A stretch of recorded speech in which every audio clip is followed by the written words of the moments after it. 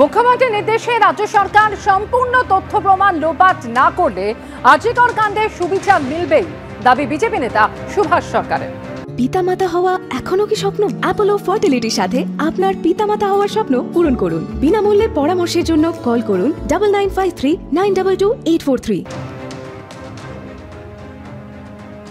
রাজ্য সরকার তথ্য প্রমাণ সম্পূর্ণ লোপাট না করতে পারলে নিশ্চিতভাবে বিচার পাবেই। সিবিআই একেবারে সমস্ত রকম যত রকম রাস্তা আছে সব রকমভাবে এনকোয়ারি করবে এবং প্রকৃত অপরাধীকে নিশ্চিতভাবে বের করবে। বাড়ির লোকের ভরসা আছে, সিবিআইয়ের উপর ভরসা আছে এবং এই আজকেও তো সকালবেলা দেখা গেছে যে সেই সমস্ত ব্যক্তিরাই যে তাদের সবার বাড়িতে যেভাবে সকালবেলা রেড হয়েছে, 7 সকালে সন্দীপ ঘোষের বাড়িতে সিবিআই গিয়ে পৌঁছে গেছে 7:15।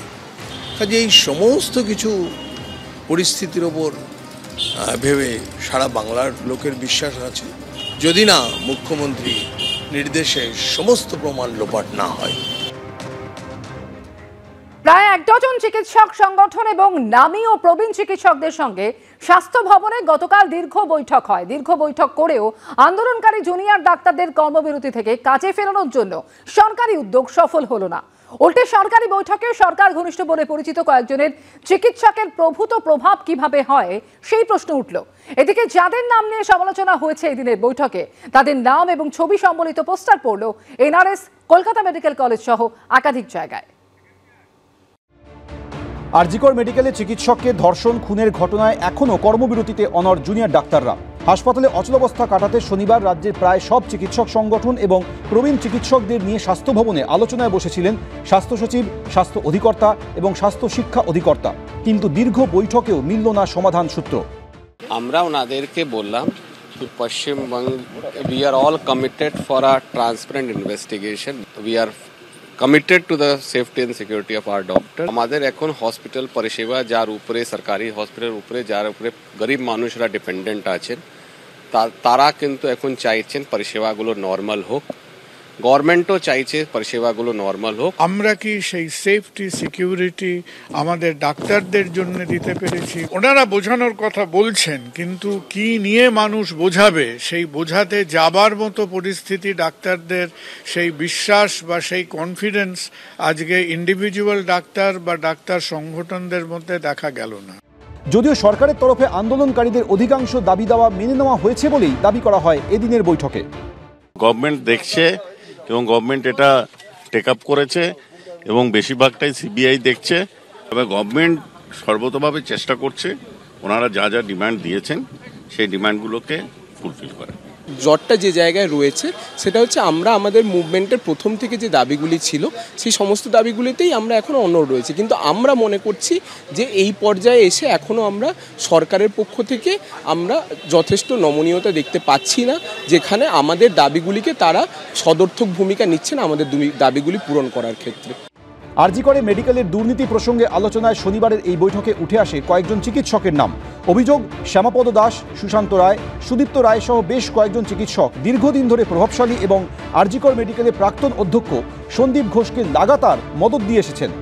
উনি এত বড় ক্ষমতাশালী মানুষ, শোনা যায় যে একটা লবি তিনি চালান, যে লবি হচ্ছে সব কিছুকে নিয়ন্ত্রণ করতে, বিশেষ করে আরজিকরের এই যে লুম্পেন রাজ, যেটা দুষ্ট চক্র, একটা ক্রিমিনালাইজড যে অবস্থা আর কি, যারা এই দুষ্ট চক্রের সঙ্গে জড়িত তাদের বিরুদ্ধে কোনো সুনির্দিষ্ট ব্যবস্থা গ্রহণের কোনো রকমের কোনো কথা আমরা এখনো পর্যন্ত পাইনি।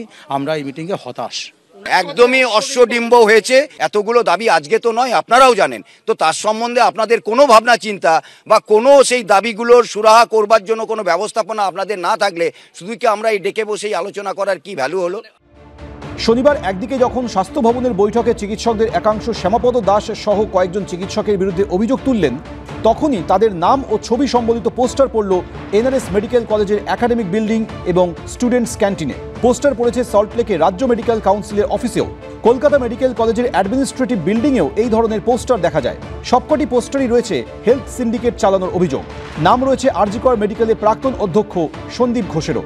তবে কে বা কারা কখন একাধিক সরকারি হাসপাতাল চত্বরে এই পোস্টার দিল তা নিয়ে ঘনাচ্ছে রহস্য।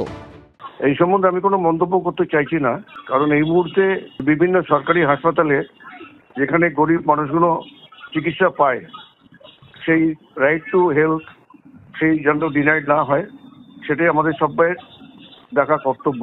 ব্যাপারটা আমি জানি না কি হয়েছে না হয়েছে, তবে গণতান্ত্রিক দেশ, যে কেউ যা খুশি বলতে পারে আর কি, আমাদের আর কি বলার আছে। চিকিৎসক শ্যামাপদ দাসের সঙ্গে ফোনে যোগাযোগের চেষ্টা করা হলেও তার প্রতিক্রিয়া মেলেনি, মেসেজ করা হলেও উত্তর মেলেনি।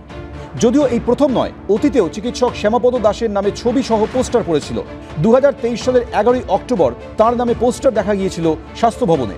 সেই সব পোস্টারও লেখা ছিল সরকারের নেতামন্ত্রী না হয়েও অসীম ক্ষমতাধর চিকিৎসক শ্যামাপদ দাস।